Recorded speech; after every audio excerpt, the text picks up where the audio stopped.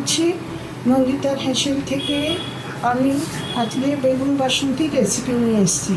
বেগুন বাসন্তী করতে খুব যে একটা বেশি কিছু লাগে তা নয়, তবে এটা করার ধরন এক একজনের এক এক রকম।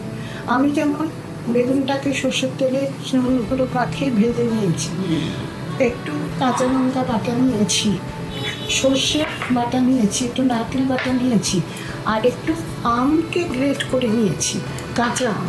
ঠিক আছে? আচ্ছা, এইবার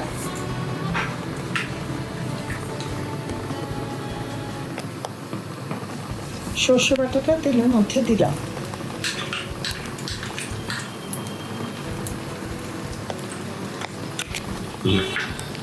এরপরে নারকেল বাটা দিচ্ছি। এবারে নুন দিচ্ছি। এবারে আমি একটু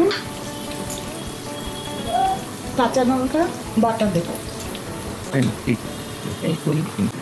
তারপরে যে আমটাকে আমি গ্রেট করে রেখেছিলাম তার হাফটা দিচ্ছি।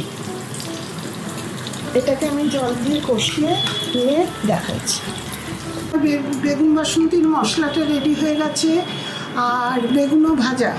বেগুনটা নুন হলুদ দিয়ে ভেজেছি, বলেই দিয়েছি আপনাদের। এবার বেগুন বাসন্তীর মশলা বলুন, সস বলুন, এক একজনে এক একটা বলতেই পারে, সেইটা রেডি করেছি। সেটাও আপনাদের রেডি করার সময় দেখিয়েছি। এটা একটা খুব সুস্বাদু নিরামিষ রান্না।